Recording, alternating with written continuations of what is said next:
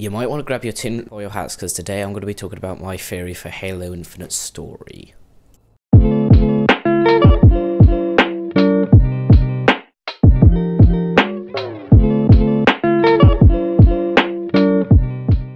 going to be talking about Halo Infinite story in a more of a broader sense, how they're going to resolve the conflict with Cortana, not like locations or characters that will be in the game, just about how I think they'll resolve the conflict with Cortana.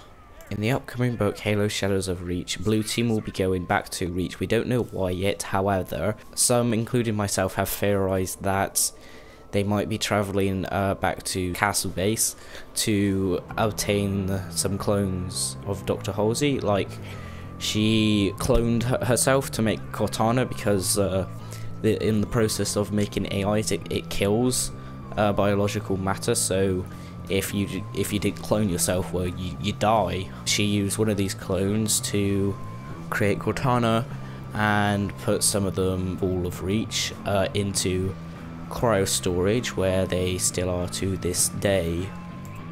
If Blue Team go back to Reach to reclaim these clones of Halsey, they can scan their brains to make another model of Cortana, and Halo Canon went into more detail about why this is the case in his video breaking down the book cover and the announcement. So if you want to watch that, like, link in the description along with my video about the subject. The reason why they would want another copy of Cortana is basically so they can have this AI combat the original Cortana, which has already happened in the Halo universe before, like not as with Cortana fighting another Cortana, as in a AI created to fight another AI that turned against its creators. So the AIs in question were Medicant Bias and Offensive Bias. The books detailing these events are the Forerunner trilogy, so basically the breakdown of why these AIs were created. Medicant Bias was like in control of the whole Forerunner society, like he had access to every computer the Forerunners created, and the Gravemind used the Logic Plague to corrupt Medicant Bias, and then he joined the Flood. He kind of set the Halos off, and yeah, so then the Forerunners created Offensive Bias to, in the books it was described as like a game of chess to combat Medicant Bias and keep him busy whilst the surviving Forerunners activated the Halos to defeat the Flood.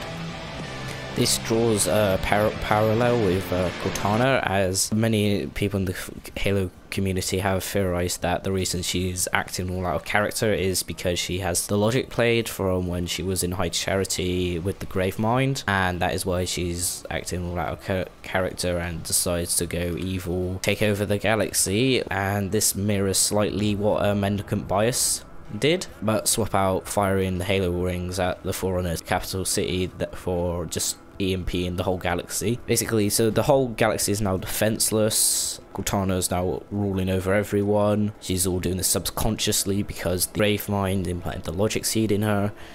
And then a flood outbreak happens somewhere, say, I don't know, the Ark, because, I mean, the Flood are already on the Ark.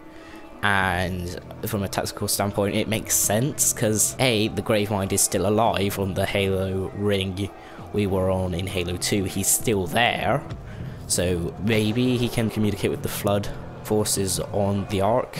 So if the Gravemind has Flood on the Ark, he can basically prevent all the Halos being fired at once ever again. Basically a checkmate win, because if the Forerunners had to use the Halos to defeat the Flood, nuking the whole galaxy, then the current Halo universe ain't going to be able to survive a Flood outbreak of large proportions.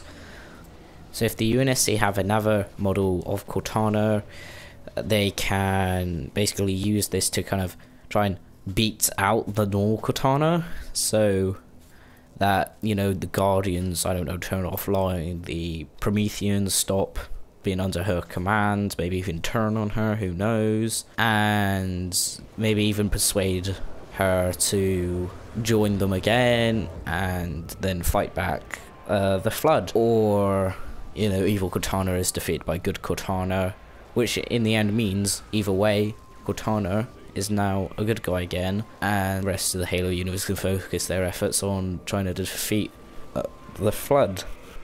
And if the Unity and Swords of San Helios can't defeat the Flood, then they may be forced to fire the Halo rings, kind of bringing the whole franchise into kind of a poetical ending, because that's kind of how the Forerunner trilogy ended, and the kind of all what we know of like the modern day Halo universe started, really, you know, all the Halos and stuff, kind of in a way suggesting that the Halo universe is in a forever loop of fighting the Flood and then eventually activating the Halos, kind of coincide with the name of the game, Halo Infinite.